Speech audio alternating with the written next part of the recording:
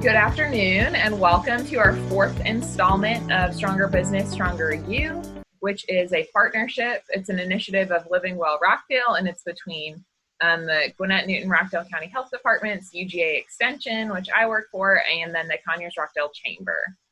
So today we wanted to start with a little icebreaker. We got another attendee. Got it. How can I be eating unconsciously when all I think about is food? So Adriana, did you want to add any commentary about this hilarious cartoon? Yeah, it's just it's something that I feel, right? How can I be eating unconsciously, right? So I'm not paying attention. How can it be subconscious when all that's on my mind is like, what's for dinner? What's for breakfast? What's for lunch? What am I doing? But in between all of that, that's all that unconscious eating. So we're going to talk about that today. Absolutely. So today we're going to talk about environmental factors that affect eating, because those are real and they're stronger than we think they are. And even when people are polled in research studies about them, we find that people are just not aware of the environment. But it's something that's easy to change. And then we're going to talk about mindful eating in contrast to that mindless eating we start to do frequently. We're going to find your eating personality type, which is kind of fun, and then learn to set personalized goals. So I wanted to start off by talking about how we actually make 200 food decisions daily, which is a lot, and people don't think about that. They just think about what am I eating for dinner, and think of that as like one choice. But some examples would be like, what protein am I going to have? Am I going to have chicken or fish? Am I going to have pasta or potatoes for my starch? Am I going to drive through Chick-fil-A or McDonald's? Am I going to do takeout? Am I going to eat out? Am I going to cook myself? But things that we don't always think about with the decisions around food and eating are, am I going to eat with the TV on? Am I going to play music? Am I going to try to read a book? We don't always think about what is the dish that I'm eating off of? What is the dish that I'm serving this food in? Am I going to eat as soon as I walk through the door? Is that the first thing that I do when I get home? Am I going to eat until I feel full? Or until the plate is clean? Or are they the same thing in my mind? There's just so many variables under the surface that the more we know about them, the better we can do. So we truly get tricked by our environment. And so the more that we get in power of those things and kind of set ourselves up for success, the better we can do with fueling our bodies in a good way and feeling good about the choices that we make. So we think that we eat based only on how good the food tastes and how full we are. That's like the wishful thinking aim of what we eat and why we eat. But we really eat for extra reasons, like the environment that we're in, the scripts that we've been taught about that situation and what foods come with it, and then different embedded behaviors. So I know that sounds kind of like high level and abstract, so we will dial down into some of what those things might mean. So they actually did a study at Cornell about movies and kind of the scripts that get played around going to the movies. And so moviegoers were given a free bucket of popcorn and soda when heading into a movie. And it was actually old popcorn. It was stale popcorn. And the only contingency was they had to give them the popcorn bucket back. So they weighed how much people ate. And so they found that like the taste didn't matter. It was stale, but they still ate quite a bit, whether they were full or not. And it was so much more about those environmental and social norms of I eat something, typically popcorn, when I go to the movie. And the bigger the bucket that they were given, the more they ate. And so we see that over and over. And you can make that work in your favor by serving like the salad in a big bowl and the mac and cheese in a smaller bowl. Because the bigger the container, the more we feel comfortable taking, because we don't want to be the one who takes the last bit. Or we look proportionally at, I'm going to take a tenth of what's in here, for example. Definitely. Another one that is just fascinating, and I'm so glad it wasn't me, was this endless soup bowl. So it goes to the fact that we think that we stop eating when we're full, but really we use visual cues. So many of us were trained with the Clean Plate Club and things like that. So just like someone who goes for a run or a walk says, I'm going to run to the park and back, or I'm going to run 3 laps or something. We're going to finish eating when the plate is empty or half of it is gone or something like that. So they actually tested this with a regular bowl of soup, and then they had one where there was a tube of soup that was continually refilling that bowl. And so they measured how much people actually ate. And so the people with the refilling bowl had 73% more, but said they were just as full, no more full than the people who had the regular bowl, even though they ate a significant amount more. And also, both parties underestimated the amount of food that they had eaten. So that's just, it's really interesting to think about how when you can't see things disappearing, you're just going to keep eating more. And that's kind of also how, like, an opaque bag of chips might be if you just keep going back into the bag, for example. And then one more study about environment that I thought was really interesting and is very relevant around Halloween and Christmas and all that is that if you have a candy dish and it's clear, so you can see that candy, people ate almost 100 more calories every day. And so the underlying psychological principle there is that every time you see that dish, you have to say, yes, I'm taking a piece, or no, I'm not taking a piece, or yes, I'm going to have another one, for example. So if you go by that 10 times, you might say no 5 times, but you might say yes 5 times, for example. They also did another study where the candy dish was on the desk in sight. It was in a drawer that was reachable, but you couldn't see it, and it was across the room. So on average, someone ate 9 Hershey Kisses if it was on the desk in arm's reach within a day, 6 if it was in the drawer, so kind of out of sight, out of mind, and less than that, 4 if it was 6 feet away. So it's just really interesting how even a little bit of inconvenience can make it so that we don't eat as much, or we don't choose to get it every time. So just getting the thoughts going about how environment does play a role with what we end up putting in our mouths and consuming. But it doesn't always tell us anything about how satisfied we are. So that's where the mindful eating really comes in. Are you muted? Wah, wah. Yes. Sorry about that, y'all. So when we talk about mindfulness, mindfulness is something that's kind of old, right? We think of it as kind of new age, kind of woo-woo, but it's actually rooted in old Buddhist philosophies, and it also has, roots throughout other, religions and cultures all around the world, right? Just kind of being present in that moment. So characteristics like paying close attention to what's going on, so like, what do I hear right now? What do I see? What do I smell? I have these pictures here of these beautiful, delightful women that are doing some yoga and, really, trying that mindfulness practice, just saying that I can't do that. And so when I'm talking about mindfulness, I'm not talking about this high level mindfulness, where you feel like, you have to set aside a lot of time, right? This is just kind of mindfulness in our everyday lives. It can be employed in all kinds of settings, like, for a couple of minutes while you're at work, or, while you're at the park, or while you eat. So mindfulness has that associated enhanced enjoyment, right? So when you're in the moment, if you kind of think about it, outside of eating, and you think about it like, oh, you're with friends and, you're at a party in the before times, and you're at a party and, you're really focused on taking like perfect pictures, you feel really kind of stressed, you're like, oh no, it has to look like this and like that, instead of really being in the moment and like spending time with your friends. So moving that into eating, that's really paying attention to what you're actually eating and paying attention to it on purpose and not judging it. You eat what you eat what you'd like to eat, what your body needs, what you're craving, but just really paying attention, eating with intention and attention. So when you're mindfully eating, it does really kind of help combat some of those crazy thoughts that we have around eating, right? We are conditioned, like Mary Beth said, about our environment, about the way that we've always thought about food availability. Maybe you were the youngest child and, you had to really grab that food fast, right? Before somebody else took it. I have an older brother. I get it. Or maybe, you were rewarded when you had clean plate club, or, maybe you were always told, oh, it's rude if you don't pick something up, when you go somewhere. So even though all of those thoughts are normal and, societally, we're here for that. But right now, when you're eating mindfully, you can kind of think about those thoughts and move it away, right? you're in the present moment and you're thinking about those things. But do you always have to eat the food on your plate? Do you always feel like it's rude when you say no to somebody who offers you food? You know, you can you can pay attention to that. You can pay attention, you know, asking yourself, do you feel like you have to eat until you're very full? You know, is there a scarcity thing?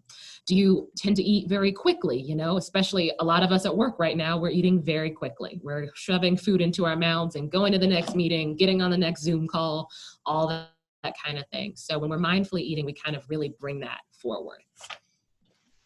Can I add a couple things, Adriana? Please. I just wanted to add some of the reasons and kind of the benefits that we see with mindful eating, because it can sound really like, what's the big deal? Why should I bother? Like, I do all of these things. What is this going to do? And so it's not saying that you never are going to say yes to these things ever again, but there's actually a lot of research that being a little bit mindful can help with weight management, but can also help with binge disorders and eating disorders. Not that it's something that this webinar on its own can help, but it is proven and used as a technique with dietitians who work with people with eating disorders and things like that, that it's just a very powerful tool to feel like you're more in control of your body and the food and the environment that's around you, which is great for stress management, like we talked about in our first class. So that's just what I wanted to add, that it is powerful, even if it sounds like very simple. I love that. I love that. And it does. It sounds simple, but it also sounds kind of like woo woo.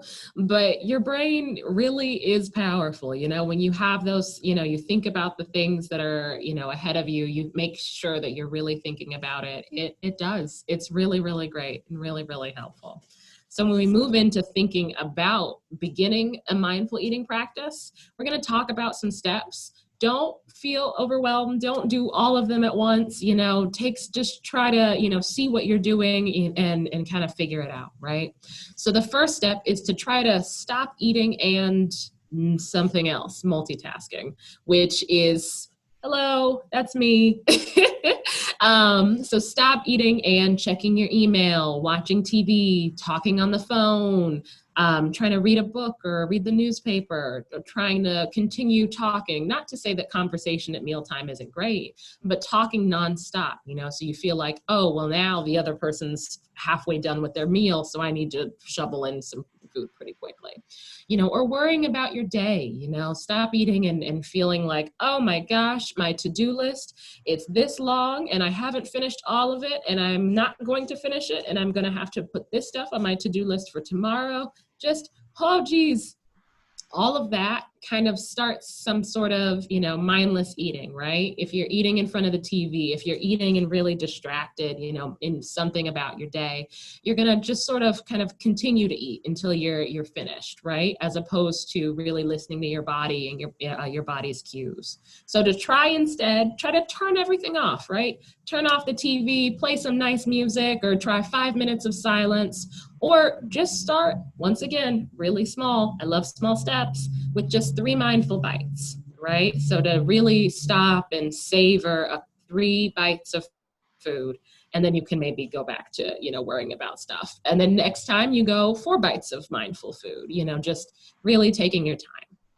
Yeah. And one principle that we sometimes talk about with mindful eating, especially, I think this is incredibly important if you are choosing to give yourself a treat or an indulgence of some kind, like you don't want to waste that experience by walking around or being stressed. You want to take that moment for yourself and enjoy like the full sensory experience. And they say that it sounds ridiculous, but like you are just as satisfied with 3 bites as you are with 15 if you're mindful, because the most important bites are the first bite and the last bite, and your brain does not remember if you had 1 bite or 10 in the middle. So it sounds insane, but the next time you're trying to have like cheesecake or a cupcake or something, seeing if you can try that like 3 bite rule is very convenient around the holidays to try to do things like that. Not to say that I eat more than 3 bites frequently, but when I try to employ this, it's shocking how much more enjoyable a small quantity of a food can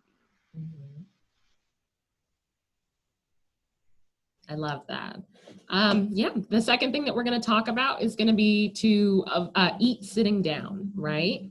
So avoid those kind of, you know, food samples, taste testing. sneak bites. I put this woman in her refrigerator snacking on something because I think we've all been there before. It's kind of in between meals or late night and you're like, well, I mean, I could just have a little nibble of this and a little something here, try to, avoid that. Also, especially right now, break room treats are tough as we kind of move into the holidays, or if you're not in your office, you're at home, maybe the snacks that you have that, you've bought for quarantine snacks, right? Those, just kind of snacking something, grabbing something while you're eating, standing up, maybe try to create some ambiance, right? So take some minute. It sounds, once again, kind of woo-woo, especially like we've got a million things to do. We've got soccer practice. We've got things to do. We've got work. We've got church. We've got all kinds of stuff. But creating that ambiance, just taking, 10 minutes. And honestly, it doesn't take that much to just click the TV off real fast and then turn on a Spotify playlist and enjoy, right? Planning your meals ahead of time, planning your snacks ahead of time. So that way, you don't feel like you're having to graze or grab something or, you're super duper hungry. And then you are more tempted by the time that you walk past the break room to just be like, well, I'm hungry, so let me just grab this. So that kind of falls right into not skipping meals, right? We want to make sure that we're grabbing something, we're really, focused, right? As opposed to having to move forward and just kind of, which is what I do a lot. Keep extra food away from the table, right? So if you have, leftovers or things like that, you want to kind of, set that aside. So you serve maybe at the stove instead. And so keeping that away from the table kind of, avoids just the leaning down. Also, one thing that I've thought about is when you eat and you're putting away food after dinner, doing the little bite. Oh, well, this isn't really enough to save for later. It is enough to save for later, I promise. It'll be fine. But that's something that, I know that growing up, I always saw, and I see myself sometimes just going, oh, that's not enough to save, but it really is. And, it can be something small. So making sure that you're really eating, sitting down, so that way every time you eat, it's intentional. And that is so true with parents too, with like little kids. They eat like the half chicken nuggets off the plate and stuff because they don't want to throw it away or put it in a bag or whatever. Yeah. And it's interesting because like some people prefer to think about this like with a half turn or the other side of the coin of like mindlessly eating better. And so if you put something on the table that you actually want to get more of, that your family doesn't eat enough of like, I bring cut fruit and salad to the table, but the mac and cheese and the mashed potatoes are on the stove. Like you'll most likely, if you're still hungry, reach for that fruit or vegetable you need to get more of in your diet anyway. So you can kind of do both at once if you want. I like that. All right. And the last thing that we're really going to talk about for making a new practice is to try to slow down, right? To try to take 20 minutes from the beginning, your first bite in your meal, to the end of the meal, which I have timed it. Most of my meals are like 7 minutes. So it's not, that's a little quick, right? I think, we're all conditioned. We're rushing, we're going from here, going from there. But sometimes I have time to take some time to take a breath, so try to slow down. And these are some fun ways to try to slow down. Try to eat with if you're right-handed, try to eat with your left hand or vice versa. Try to eat with chopsticks. That one might stress me out. My food might be all over the floor and none of it in my mouth, but give it a shot, just to try to slow down, or try to, take your fork in between each bite and just put it down. So that way you're really focusing on chewing your food well, making sure, that you don't fill your fork back up while you still have food in your mouth, right? So I'm reload. so bad at that one. It's when you notice yourself doing it, you're like, what in the world? I do not need to be ready to go as soon as this is swallowed. Yeah, it feels really, strange. Or sometimes, you still have some unchewed food in your mouth and you put more in, or, you wait and, you're waiting right here. You're like, oh, okay, right there for the next bite of food. So making sure that, you're practicing that. So yeah, go ahead. So, you know, when we're doing that, we're going to look at savoring that food, tasting that food, observing what you feel, and really taking, you know, some time to pause, some time to stop, slow down, you know, savor, especially, you know, if it's something that is your favorite, you know. Sometimes we eat our favorite foods really, really fast. But if it's my favorite food and it's something like, you know, mac and cheese, I'm going to take some time with that mac and cheese to really savor that flavor, that taste. And then that way, you know, I feel really satisfied. So I don't eat the whole pan of mac and cheese, which could happen. We don't know. But to make sure that, you know, you're really taking your time, observing how you feel, just taking a deep breath and enjoying your food. And some people, there are different like mindful eating prompts out there. And we might have tried one if we could have been in person and given you something. But Yes. some people find it's easier to be mindful when you are like introducing gratitude into it. So whether you're grateful that you had the money to buy the food, or you're grateful for the person who made this delicious holiday meal, or you're grateful for all the farmers and the truckers and all the work that got into getting that food onto your plate. There are just so many ways to think about that food, or how pleasant it is to look at, or what it smells like. Like there's just so many senses and work that goes in, that there's a lot to think about to kind of enhance that enjoyment with the slowing down. Definitely. And then when we talk about this, this is going to be the hunger and fullness scale, right? So where it kind of goes from a 1 to 10, and it's just to kind of feel, you know, where you are, right? So a 1 is, you know, starving, weak, lightheaded, dizzy, you know, really, really uncomfortable. While a 10 is Thanksgiving, right? Thanksgiving, Christmas, Easter, just I've stuffed myself. I feel I'm uncomfortable. I'm sick. Like I'm like, oh no. So that's like a Thanksgiving. So we try to avoid ever getting to a 1, right? Because if we get to a 2 or a 1, that's where we can't be so mindful anymore, right? We are grabbing whatever and is right in front of us, you know, healthy, not healthy, you know, who cares? I'm going to put it in my mouth. So, you know, maybe if you skip lunch, maybe you're at a 2, right? You're like, oh, I'm very hungry when I get home, so I'm going to eat a lot of something.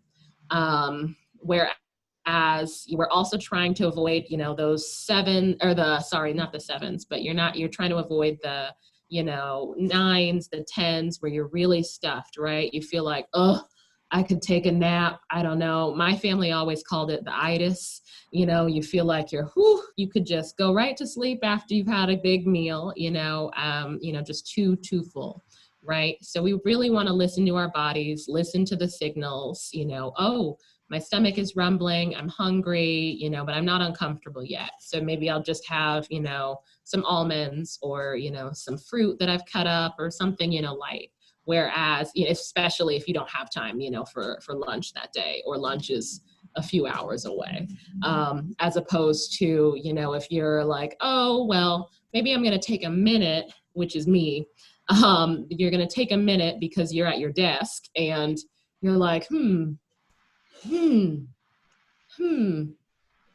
at like a 7, but I'm really eyeing these potato chips.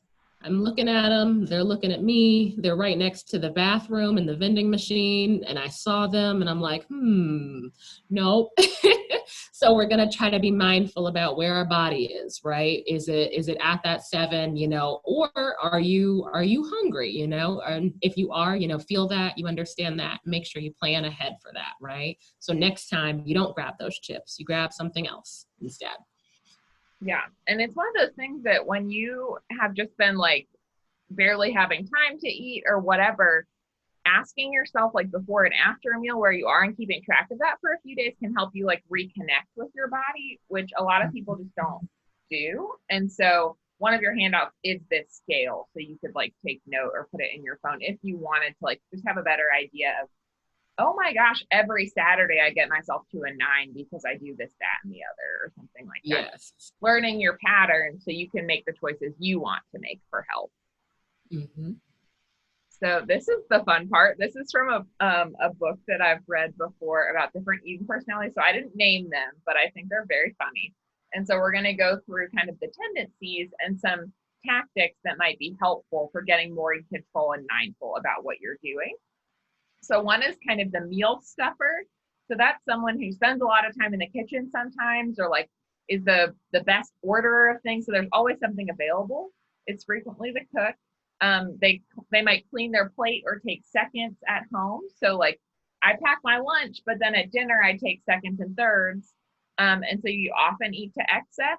So things you can do, I kind of mentioned this earlier, was putting your vegetables or salads or other healthy things on the table and leaving everything else on the stove after getting your initial portion.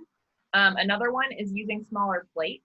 So you can see in that image, that's the same amount of food on a dessert plate or a tea plate, a salad plate, and a dinner plate. So getting closer to that salad plate size and making it look overflowing or very full gives you that psychological reasoning or thought that amount of food is going to satisfy me. Whereas if you're eating off a plate that makes it look like a puny serving, you're automatically set up to feel unsatisfied. So taking stock of the plates that are in your pantry, maybe you just don't put things on the decorative border, or maybe it's an excuse to go to Home Goods or Target and buy a couple 9-inch plates or maybe a 10-inch plate that's seasonal and fun and helps you kind of get more in control. And I do that for everything. Like I eat my ice cream and things out of like ridiculous bowls so I can like make it look overflowing, whereas the same amount in a cereal bowl would look like nothing. And then another thing is the half plate rule. And so if you fill half your plate with fruits and vegetables first, then there's only so much room on the other side. Obviously, we're not talking about when people go to a buffet and like stack their plate up to here. That is not what we're telling you to do. Did you have anything to add, Adriana? No, just that the smaller plates really do help. I have a few large plates, but now almost all of my plates are kind of those like lunch size plates, and we eat dinner off of those. And it really does help. It really does change things. At first, my family was like, "Excuse me," but after my parents and my partner, they got used to it. I'm like, "See, everybody's fine. Everybody's happy. Now we have leftovers for the next day for lunch. Like everyone's happy, and they're still just as full." And it does set yourself up for success. You don't have to cook every day if you don't eat everything. There's supposed to be 2 meals in one. Yes. Another one is the snack grazer. So that's the person who, like, if you look at their lunch plate or their dinner plate, it's balanced, it's nutritious, it's in good portions. But then those extras, like the candy dish, the ice cream from the freezer, the chips in the cupboard, they kind of beckon, and it just happens over and over. It's an ongoing grazing. And a lot of times that person is snacking because they're stressed or bored. So that tactic that Adriana already mentioned about sitting down, only eating at a table, and portioning out, pulling out what you're going to eat on a plate or a bowl and making it look satisfying.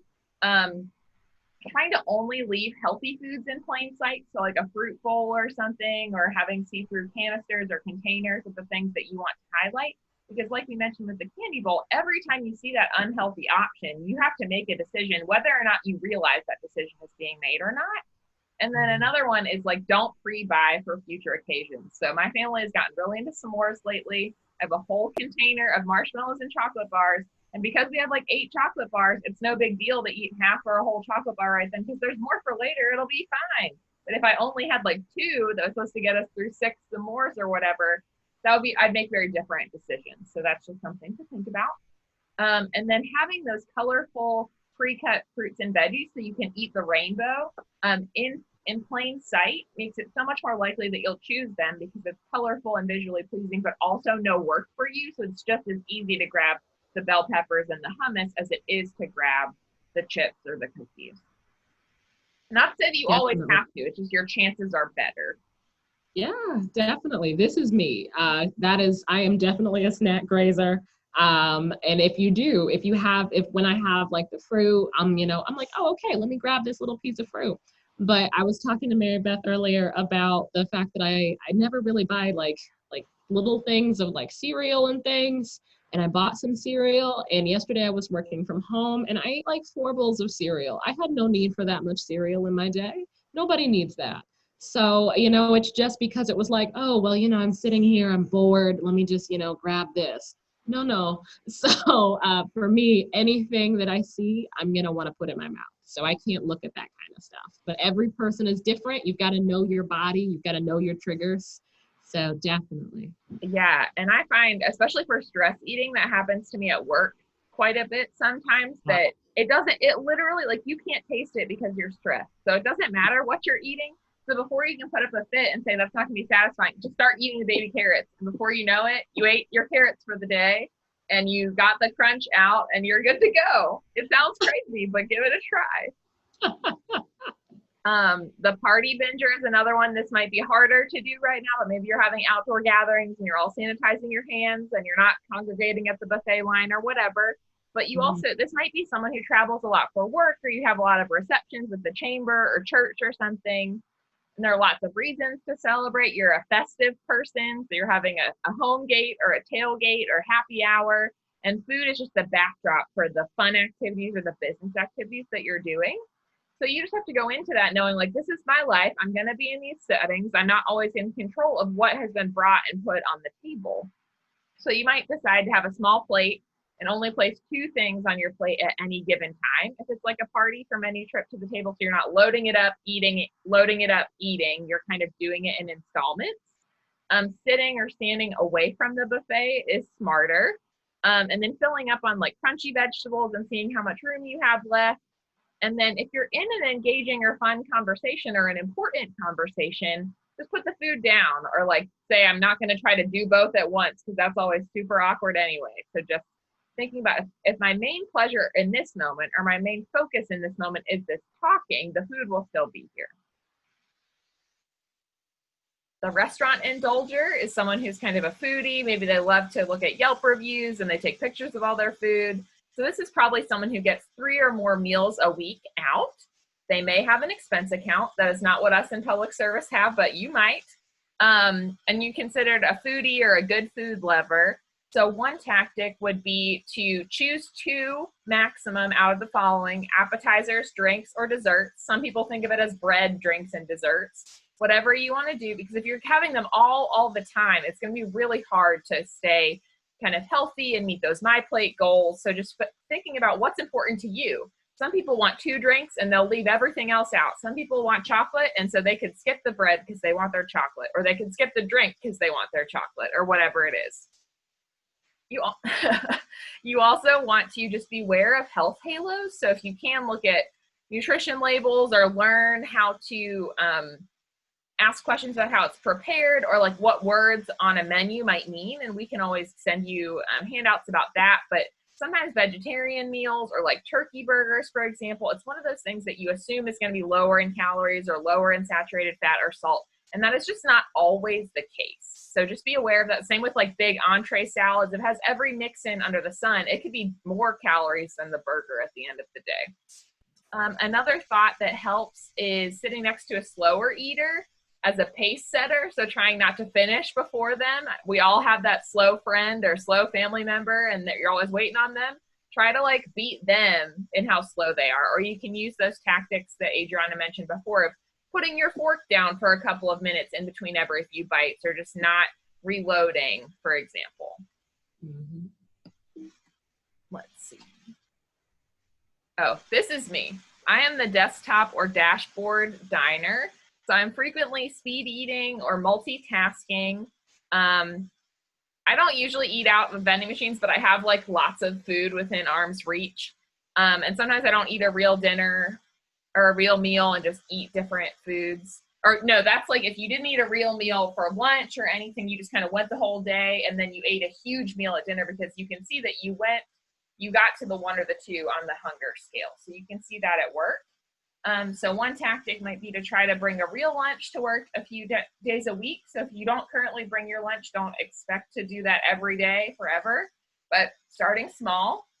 Using food trade-offs or policies throughout the week. So I'll give you a couple examples in a minute. Or stepping away from the computer or pulling over while eating to really focus. So I sometimes will sit on the other side of my desk and look out the window, and that's really helpful. Another one is like, I just have no control when I'm eating in the car. Like, so I have to be very mindful about what is in arm's reach when I'm in the car. And so like sometimes on the way home, I want to eat something. So I'll like cut up an apple and bring it in the car with me, or popcorn or something. But if I have like Halloween candy, which I have had in my car, in a normal setting, I wouldn't sit there and eat like 6 Kit Kat, like the mini Kit Kats, but I've done it in the car because it's just, I know for a fact that it's just like not, that doesn't count as sitting down to me because I'm doing so many other things and I can't tell what's happening. So we kind of touched on this before, but one way that you can start implementing this would be to try to mindlessly eat better. So pick up to 3 things to work on or focus on in a month. And so you might want to utilize food trade-offs. So like, I want my French fries or I want my ice cream, but I'm going to order them and I'm going to throw half of them away in the trash can on the way to sitting down if I'm getting takeout, or I'm splitting them with a friend and they're already on their plate and I can't think about it anymore. Or maybe I can have a second soft drink, or I can have that soda if I use the stairs all day, or if I go on a walk at work. So it's not like super, like I can never have this white knuckling, but like thinking about what is going to make me be able to enjoy this food in a proportion that I'm proud of and in a way that I can really enjoy it and not feel bad. And another one is like a food policy. So it's a decision that's already made. So when you're in the thick of the moment, you're not trying to like battle with yourself. You're just executing the plan that you made. So I'm not going to take seconds on bread or starches or potatoes, for example. Or I love my New York style bagels, but I won't have one on a weekday. I'm going to enjoy it on the weekend. And that means that I'll eat my eggs or my oatmeal during the week and stay on track. So those are just a couple examples. There are lots of different ones out there. So in your handouts, we have a template that you can track and choose what you might want to look at as your tactics for the rest of the year. And so feel free to use that or not. Definitely. Real quick, Mary Beth, Yeah. when it comes to, the right up there where it says, I can have half of the fries and I can either throw them away or, share them with someone. That sounds like blasphemy to a lot of us, right? We're always taught like, okay, well, don't waste food. Well, certain things like that, if it only comes in one size, it'll be okay. Just this, a little, just every now and then, right? This past weekend, I love my mother to death. She bought some golden Oreos. Those are her favorite. And she didn't want to eat the whole package though. So she brought them to my apartment and she left them with me. And I was like, "What? I don't want these." And she's like, no, just take them. Just take them. I can't eat the rest of them. She couldn't throw them away. So I threw them out because I didn't need them.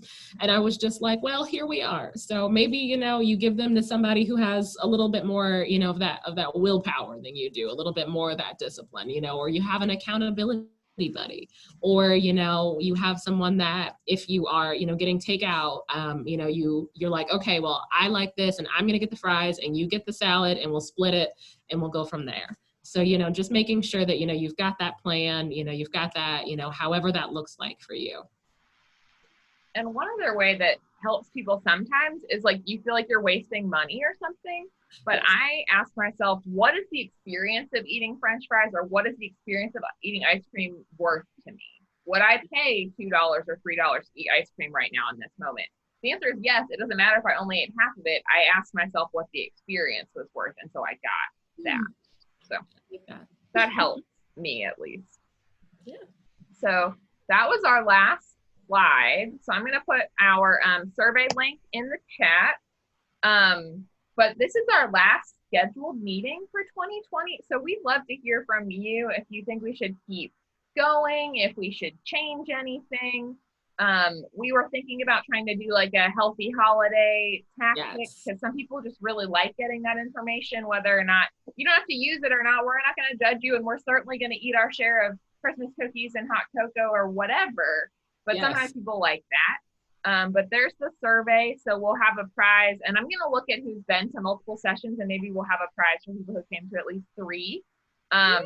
But feel free to share what you think should be next with Stronger Business, Stronger You. And if you don't want to do it in the chat so everyone can see, here are our email addresses. So I'll put those in the chat.